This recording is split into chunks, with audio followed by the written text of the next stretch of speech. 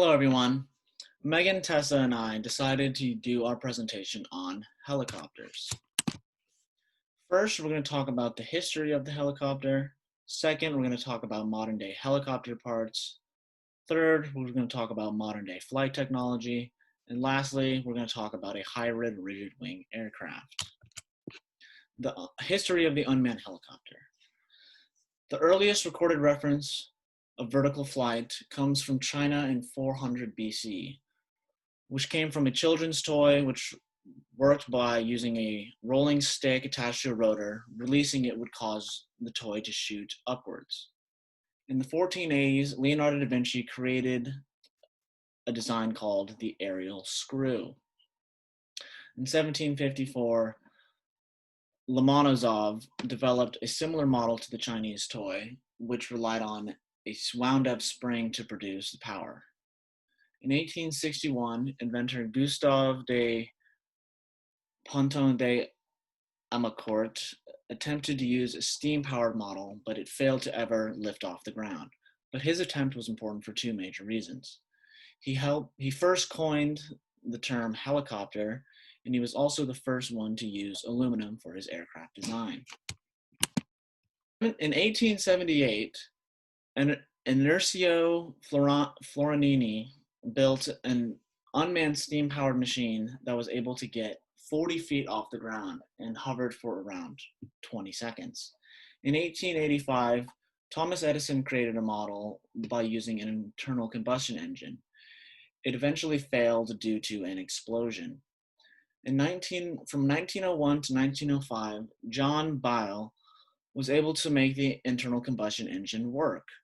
In 1901, he first achieved a hovering height of just about 2 feet. But 4 years later, in 1905, he was able to reach a hovering height of 13 feet and was able to travel 4,900 feet horizontally. So, the history of the manned helicopter. In late 1907, French brothers Jacques and Louis Bergout were able to get their gyroplane number 1 design to reach 2 feet in the air, and it hovered for about a minute with a pilot inside. The things were, though, it required assistance to remain steady. But later that year, a Frenchman named Paul Cornu was able to lift himself for only about 20 seconds off the ground, but he did not need any external help. In the 1920s, Raul Peturas from Argentina invented the cyclic pitch, which was the ability to tilt the rotor without needing an extra propeller, and auto rotation. This is essential for helping land damaged helicopters. And here are what early helicopter designs look like. Here you can see the Chinese flying top, Leonardo's vertical screw, and many others.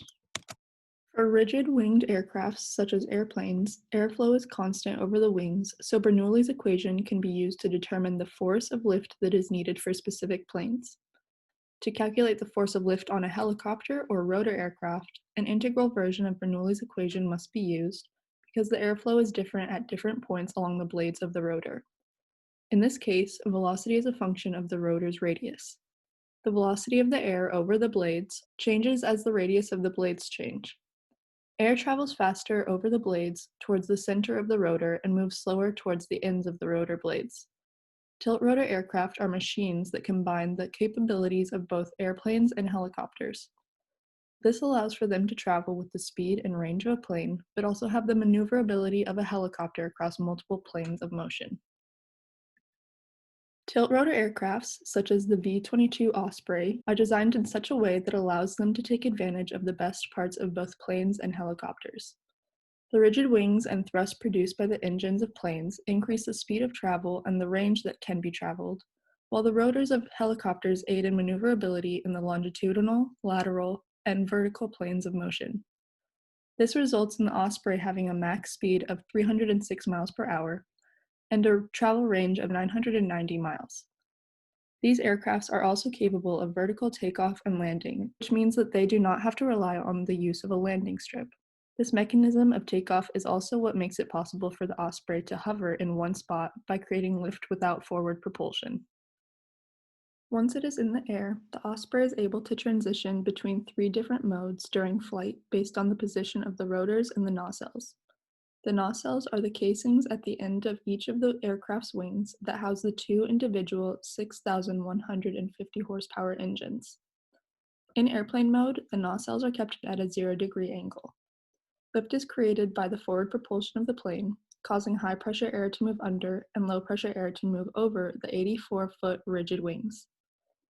In VTOL or helicopter mode, where the nacelles are at a 90-degree angle, the aircraft relies on 34-foot rotor blades to create lift. The rotation of the blades creates the same high-pressure and low-pressure environments above and below the blades that causes the lift on the wings of planes. Finally, in conversion mode, the nacelles can be positioned anywhere between a 0 and 90-degree angle. The production of lift in this mode is split between the rotor blades and the rigid wings of the aircraft. The Osprey is able to transition between the VTOL and airplane modes in as little as 15 seconds in the air.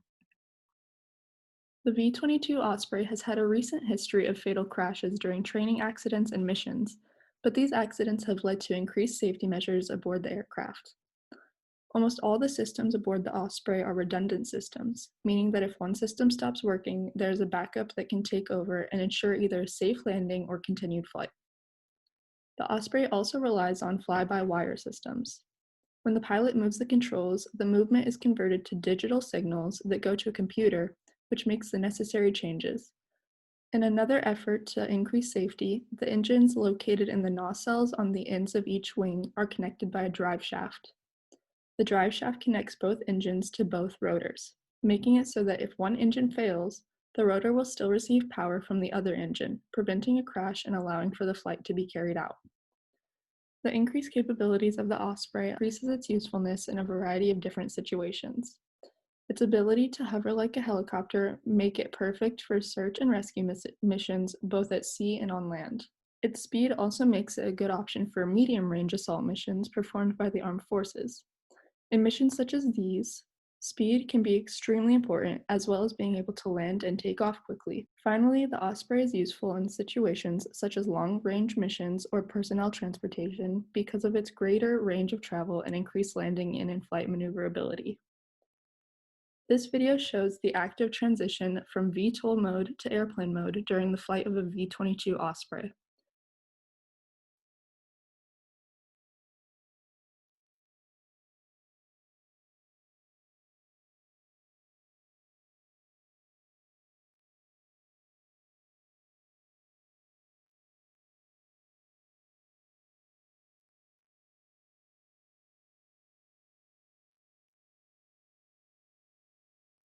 Thank you for watching our presentation.